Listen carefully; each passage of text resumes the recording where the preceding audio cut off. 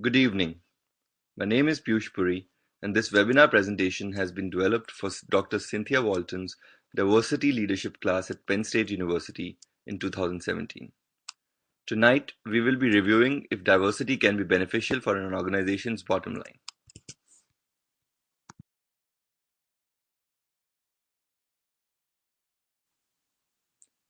A quick look at the source.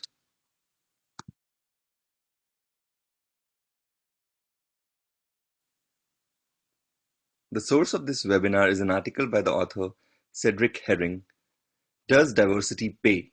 Race, Gender, and the Business Case for Diversity, which appeared in the 2009 issue of American Sociological Review.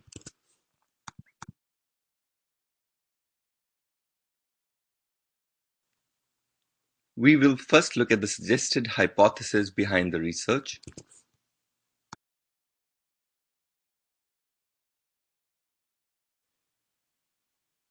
The value in diversity perspective argues that a diverse workforce relative to a homogeneous one is generally beneficial for business, including but not limited to corporate profits and earnings. This is in contrast to other accounts that view diversity as either non-consequential to business success or actually detrimental by creating conflict, undermining cohesion, and thus decreasing productivity. Using data from the 1996 to 1997 National Organization Survey, a national sample of for-profit business organizations, this article tests 8 hypotheses derived from the value in diversity thesis. In order to determine the impact of diversity on business performance, the author hypothesizes if upon increase in racial or gender workforce diversity, a business organization also experiences increase in sales revenue, number of customers, market share, or profits relative to its competitors.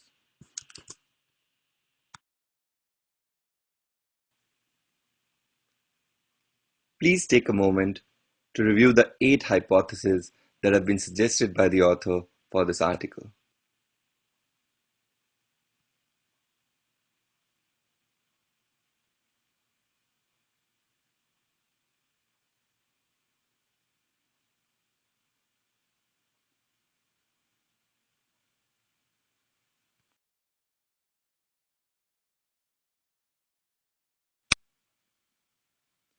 A quick review of the research design and methodologies.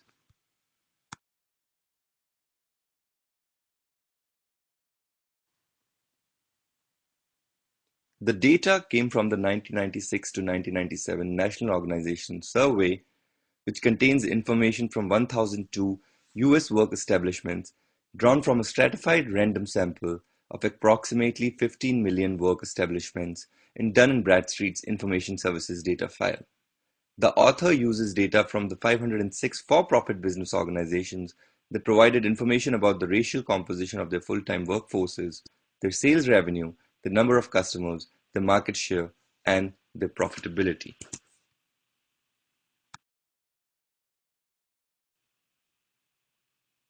There are two basic approaches to measuring diversity, either globally or as distinct indicators. Following Skaggs and DiTommaso, the author opts for separate but parallel indicators of racial and gender diversity.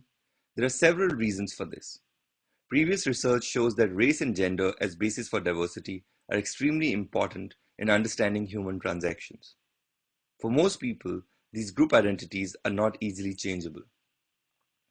In addition, the base of knowledge in social sciences is more fully developed for these identities than for others that may be relevant. On a pragmatic level, indicators for these two dimensions are readily available in the data source while others are not.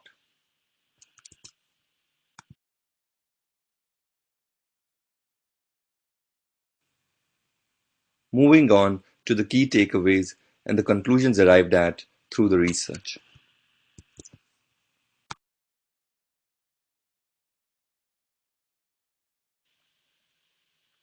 This article examines the impact of racial and gender diversity on business performance from two competing perspectives.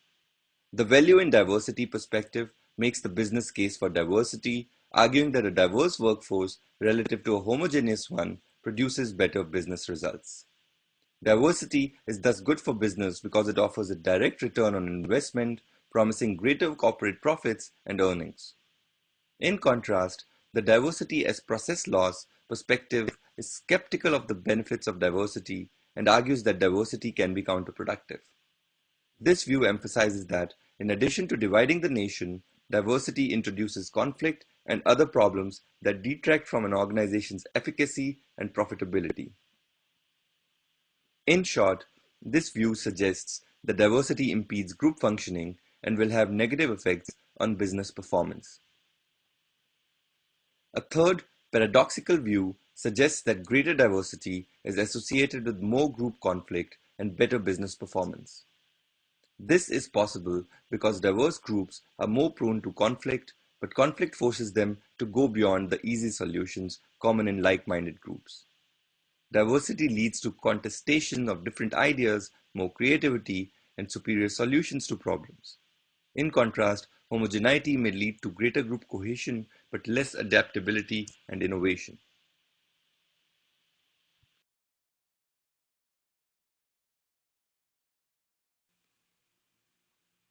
The results support 7 of the 8 hypotheses. Diversity is associated with increased sales revenue, more customers, greater market share, and greater relative profits. Such results clearly counter the expectation of skeptics who believe that diversity and any effort to achieve it is harmful to business organizations. Moreover, these results are consistent with arguments that a diverse workforce is good for business, offering a direct return on investment and promising greater corporate profits and earnings.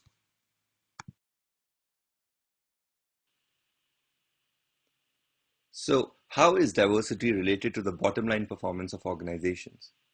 Critics assert that diversity is linked with conflict, lower group cohesiveness, increased employee absenteeism and turnover, and lower quality and performance. Nevertheless, results show a positive relationship between the racial and gender diversity of establishments and the business functioning. It is likely that diversity produces positive outcomes over homogeneity because growth and innovation depend on people from various backgrounds working together and capitalizing on their differences. Although such differences may lead to communication barriers and group conflict, diversity increases the opportunities for creativity and the quality of the product of group work. The concept of diversity was originally created to justify more inclusion of people who were traditionally excluded from schools, universities, corporations, and other kinds of organizations.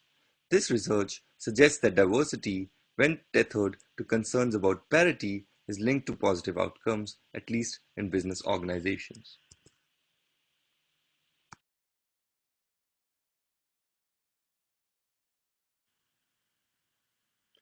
Here I have presented the key drivers in favor of diversity. The slide also presents the implications for practice of increasing diversity in an organization. Diversity produces positive outcomes over homogeneity because growth and innovation depend on people from various backgrounds working together and capitalizing on their differences. Diversity also provides a competitive advantage through a social complexity at the firm level. It also lends the organization an ability to think outside the box, since diversity is related to business success because it allows companies in enhancing their organization's creativity, problem solving, and performance. Linking diversity to the idea of parity helps illustrate that diversity pays because businesses that draw on more inclusive talent pools are more successful. In conclusion, diverse workforce relative to a homogeneous one is generally beneficial for business, including but not limited to corporate profits and earnings.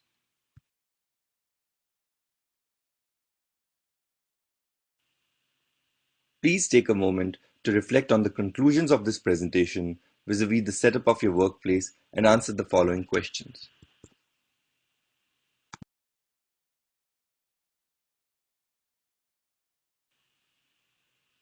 Question 1. What is the extent of racial and gender diversity in your organization? Do you think it has an impact on the bottom line of your organization?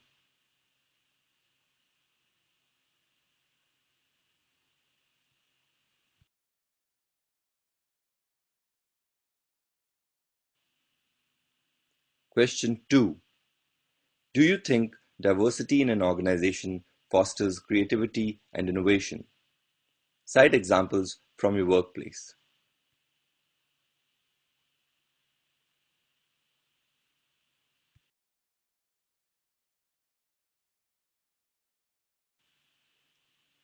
Question 3. Does diversity have a potentially negative impact on internal group processes? Is the net impact positive?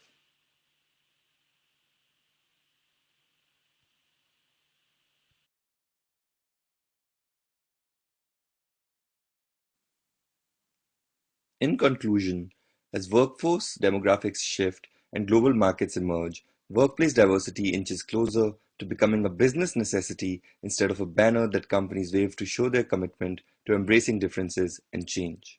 Employees reap tangible and intangible benefits from workplace benefits, not the least of which include respect from coworkers and business gains. Thank you.